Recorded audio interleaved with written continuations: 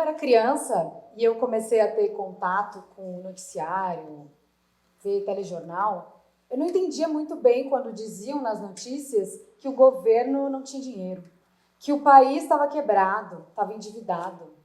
Gente, dinheiro é um pedaço de papel. Não era só imprimir mais? Solucionaria todos os problemas. Mais tarde eu fui entender que a economia é um pouquinho mais complexa do que isso. Mas eu também descobri que a gente pode produzir um tipo de riqueza que pode imprimir um tipo de moeda específica a qualquer momento, por qualquer pessoa, de maneira ilimitada. Cada um de nós aqui carrega uma casa da moeda própria. Vocês sabem do que eu estou falando? Vamos pensar comigo. O que veio primeiro? O smartphone ou a ideia do smartphone? O avião ou a ideia de que nós poderíamos voar? Antes de qualquer riqueza física, material, existe uma riqueza invisível, que é a nossa criatividade. A nossa criatividade talvez seja a única moeda capaz de comprar o que ainda não existe.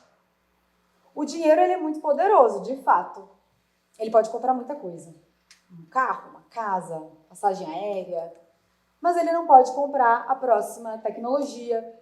Ele não pode comprar a próxima vacina.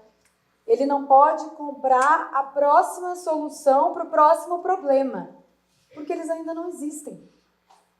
A única maneira de a gente ter acesso ao que ainda não existe é a gente criar. Voar parecia impossível, até que algumas pessoas imaginaram que talvez pudesse ter um jeito de a gente voar.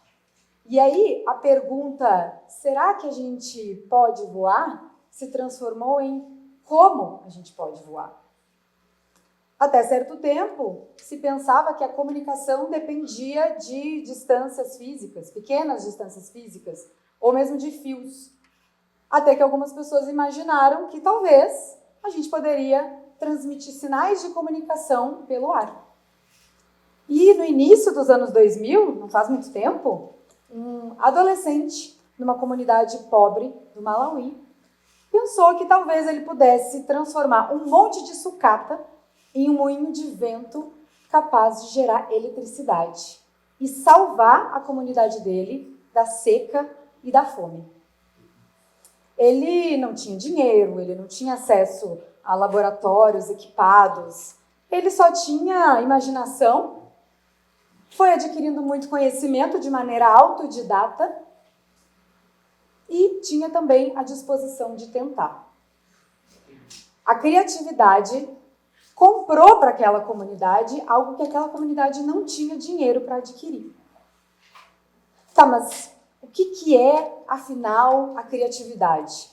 Porque eu sei que muitos de nós, em algum momento da nossa vida, nós pensamos que nós queríamos ser mais criativos, ou que nós não somos criativos o suficiente, ou que criatividade é um dom, é um talento que alguns têm de sobra e a gente tem pouco.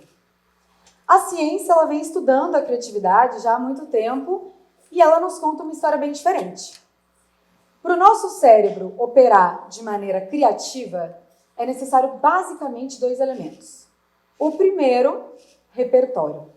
E repertório pode ser um livro, pode ser um filme, pode ser um estudo formal, um estudo informal, uma conversa, uma palestra. Eu sei que a gente está afogado de estímulos, de excesso de informação. E é por isso que a gente precisa também do segundo elemento, que é diminuir esse barulho, que é ter momentos sem produtividade. Dito de outra maneira, nós precisamos de momentos de ócio, de relaxamento, de não produtividade. Nesses momentos, o nosso cérebro ele começa a operar de uma maneira livre.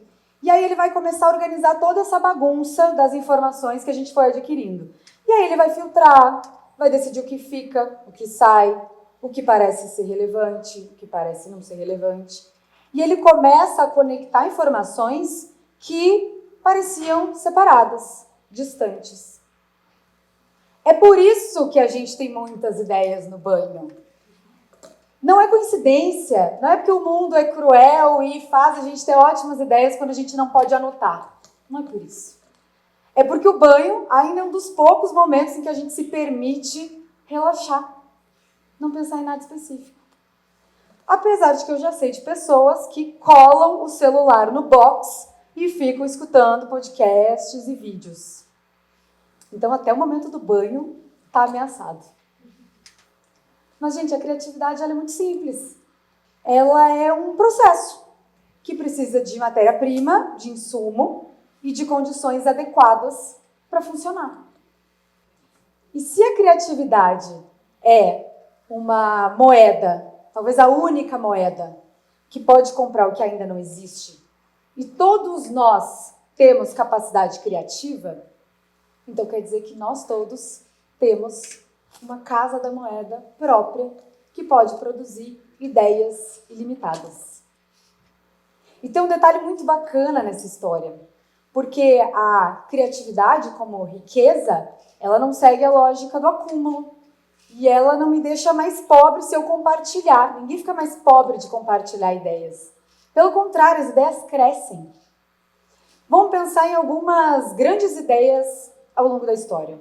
A escrita, a imprensa, a internet. Essas ideias elas não ficaram menores porque elas circularam. Pelo contrário, elas cresceram.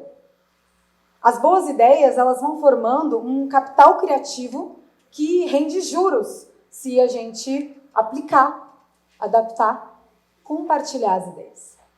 A gente herdou e usa até hoje ideias de pessoas que viveram há milênios. Por quê? Porque essas ideias não ficaram guardadas, elas circularam. As grandes transformações não começam com recursos financeiros, embora a gente possa precisar deles depois para implementar as nossas ideias. As grandes transformações, elas começam com uma conversa, com uma pergunta feita em voz alta, com compartilhar uma ideia com um amigo, um colega de trabalho, um evento. A minha provocação aqui, hoje, é que todos nós possamos colocar a nossa casa da moeda para funcionar em condições adequadas. Mas não é para a gente parar por aí, porque a moeda ela não é fabricada para ficar guardada. Alguém aí ainda guarda dinheiro debaixo do colchão? Espero que não, né? O dinheiro ele é fabricado para circular. É assim que ele gera impacto. E com as ideias é a mesma coisa. Então a pergunta que eu deixo para vocês aqui hoje é: qual é a ideia ou a riqueza que você tem aí guardada que você poderia compartilhar? Muito obrigada.